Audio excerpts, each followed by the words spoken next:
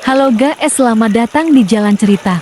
Santai sejenak dengarkan cerita. Siapkan bantal agar lebih santai. Kalau udah, ayo kita mulai. Semangat ya belajarnya. Wish you all the best dari pengagum rahasiamu.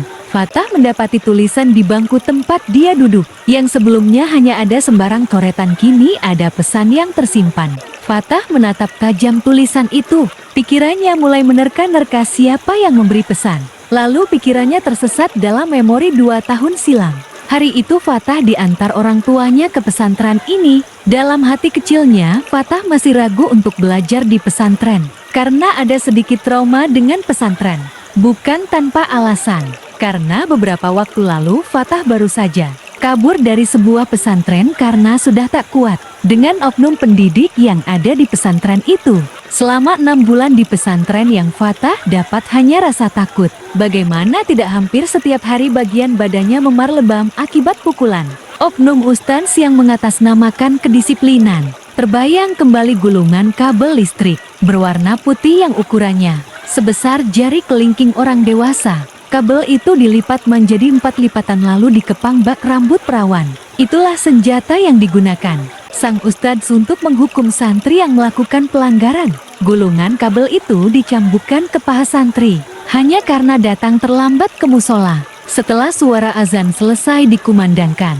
Entah itu datang dari ketulusan hati sang ustadz dalam mendidik, atau hanya datang dari hawa nafsu seorang psikopat yang terlihat menegakkan syariat. Miris memang para santri kecil yang baru lulus sekolah dasar itu setiap hari harus mendapati kedua pahanya bergaris ungu lebam.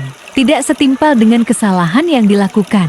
Fatah dan keluarganya sampai di sebuah rumah. Di depan rumah nampak 2 orang yang tengah menunggu kedatangan mereka. Dilihat dari penampilannya sepertinya itu Kiai pimpinan pesantren bersama istrinya. Assalamualaikum, ucap ibunya. Rahman yang memang sudah kenal dengan keluarga pesantren. Rahman adalah kakak kelas Fatah sewaktu sekolah di madrasah ibtidaiyah dulu. Rahman sudah lebih dulu mondok di pesantren ini.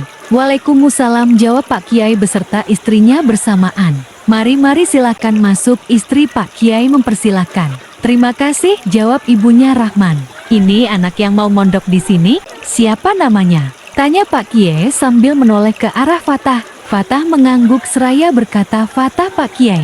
Abdul, kemari sebentar. Pak Kiai memanggil salah satu santrinya yang kebetulan lewat di halaman. Tolong panggilkan Rahman, bilang orang tuanya datang. Ya Pak, ujar Abdul. Setelah mengobrol beberapa saat dan menitipkan Fatah kepada Pak Kiai, orang tua Fatah dan keluarganya pamit pulang. Rahman, ajak Fatah ke asrama sekalian, kenalin sama teman-teman yang lain ya, ujar Pak Kiai. Iya Pak, jawab Rahman. Nanti setelah asyar ajak main voli biar akrab sama orang-orang di sini. Iya Pak. Hobinya Fatah itu Pak, balas Rahman. Ayo Fatah, ajak Rahman. Di seberang jalan rumah Pak Kiai terdapat bangunan berwarna hijau.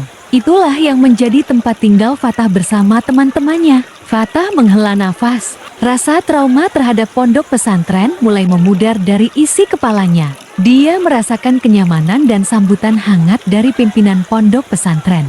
Dan yang tak kalah penting di sini adalah lapangan voli. Olahraga yang sangat disukai Fatah dari dulu. Ini asramanya Fatah, ujar Rahman. Assalamualaikum. Waalaikumsalam. Teman-teman, kenalin nih teman Ene dari kampung. Namanya Fatah, kata Rahman membuka. Halo Fatah, sambut mereka. Fatah, kenalin ini teman-teman kita. Ini Kak Abdul, Kak Taufik, Kak Syuhada, dan Kak Yayan. Rahman, kita nambah temen dari jauh lagi nih, kata Syuhada bersemangat. Ya, kebanyakan santri di sini memang anak-anak yang rumahnya di sekitaran pondok. Yang dari luar daerah hanya Rahman, Abdul, bibinya Rahman Maisarah, dan sekarang Fatah. Rahman, bilangin sama Fatah, nanti di kelasnya ada yang namanya Nadia, santriwati paling cantik di pondok ini. Jangan dideketin ya, gebetan itu, ujar Abdul sambil tertawa kecil. Dan disambut sorakan teman-teman yang lain. Hai, dia kesini mau nyari ilmu, bukan perempuan.